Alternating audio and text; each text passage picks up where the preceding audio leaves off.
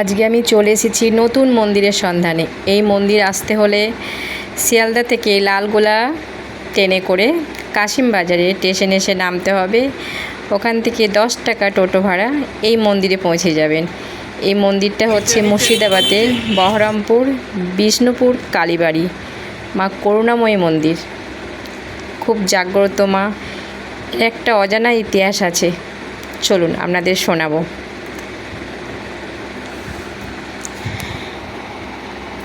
এই মন্দিরটা দুই ধারে ফুলের দোকান ডালা আছে।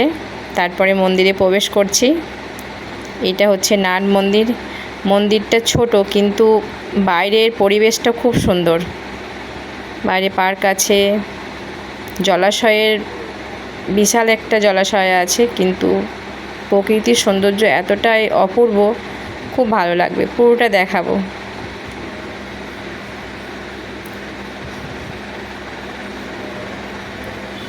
হ্যালো বন্ধুরা, আজকে চলে এসেছি বহরমপুরে বিষ্ণুপুর করুণাময়ী কালী মন্দির। এটা খুব জাগ্রত, আর এর একটা অলৌকিক ইতিহাস আছে। আমাদের এখানে সব ঘুরে দেখা। চলুন তাহলে সব যাওয়া যাক। সারফারাজ খাঁয়ের আমলে কাজের সন্ধানে মহারাষ্ট্র থেকে বাংলায় আসেন এক ব্রাহ্মণ। তার নাম ছিল কৃষ্ণনন্দ হোতা। এবার কিছুদিন পর কাশিমবাজারে নবাবের অধীনে একটা কাজ জোগাড় করে। এবার অনেক দিন কাজ করার পরে তার মনে হয় যে অনেক অর্থ জমে গেছে, এবার আমি দেশে ফিরে যাব। তখন তিনি স্বপ্নাদেশ পান যে কোথাও যেতে হবে না, আমি তোর ঘরে আসছি। তিনি 60 বছর পর্যন্ত নিঃসন্তান ছিলেন। এবার তার 1 বছরের মধ্যে যখন স্বপ্নাদেশ পায়, মায়ের স্বপ্নাদেশ পেয়ে তার ঘরে কন্যা সন্তান আসে। তার নাম রাখা হয় মা করুণাময়ী।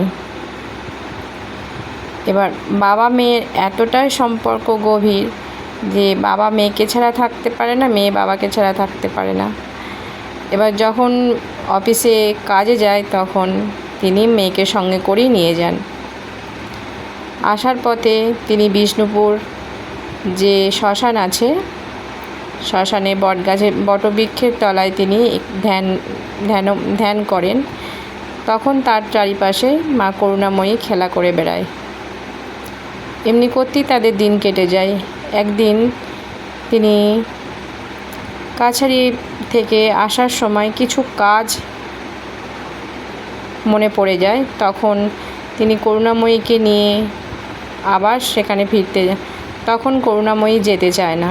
তখন রাস্তায় এক পরিচিত শাঁখারির সঙ্গে দেখা হয়।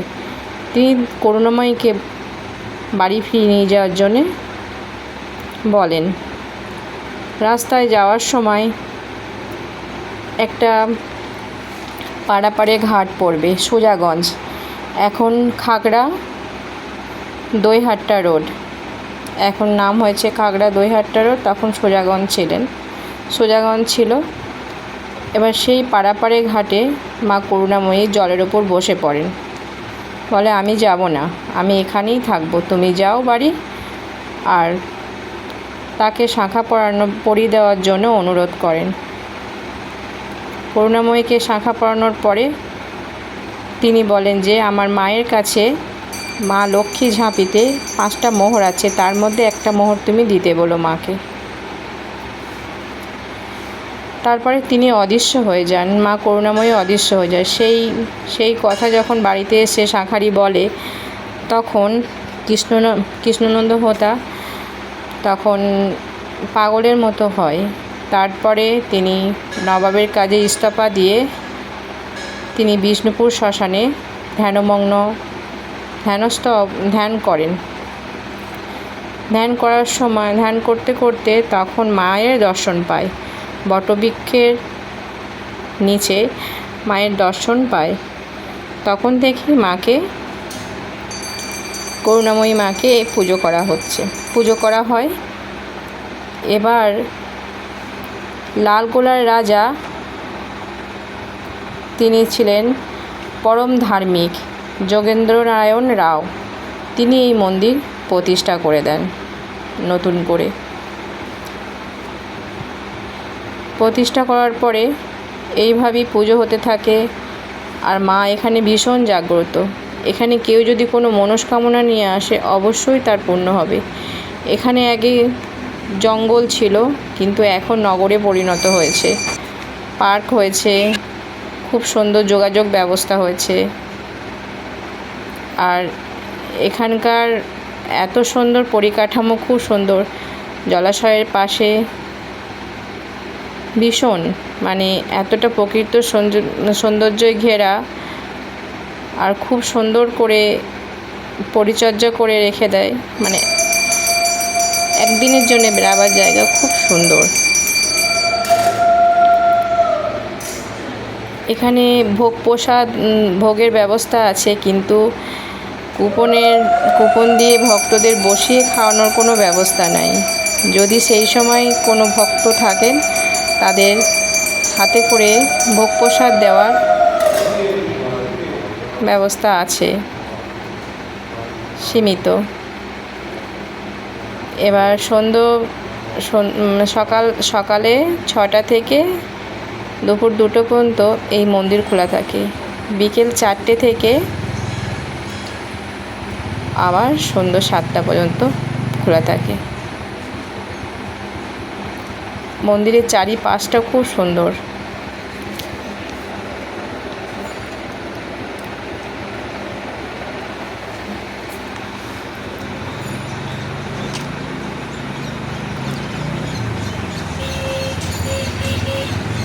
দুই ধারে গাছ, পাখি, অনেক পাখিরালয় আছে এখানে।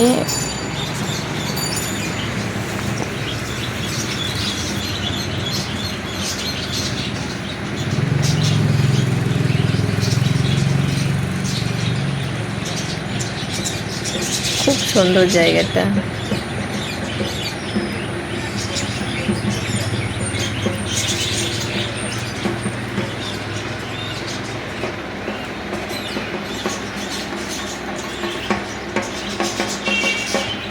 এই যে করুণাময়ীর মায়ের কাহিনীটা, এটাও এক মানে অজানা কাহিনী।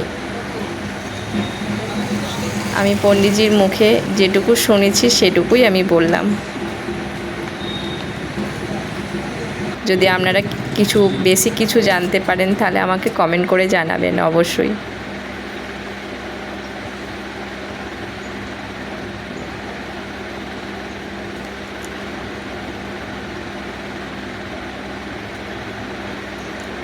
বিশাল বড় জলাশয় এখানে। আর এখানে অনেক গাছ আছে, সুপারি, নারকেল, বেল গাছ। আর এখানে ভক্তরা এসে এই পুকুরে স্নানও করেন। স্নান করার মানে ঘর আছে মেয়েদের কাপড় ছাড়ার জন্যে।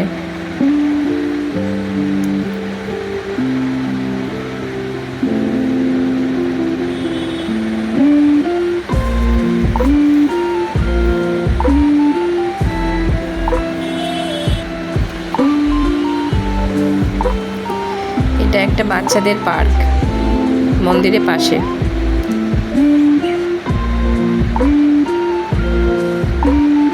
আর এখানে পৌষ মাসে মায়ের প্রতিষ্ঠা দিবস, পৌষ মাসে 1 মাস মেলা হয়, 1 মাস ব্যাপী মেলা হয়।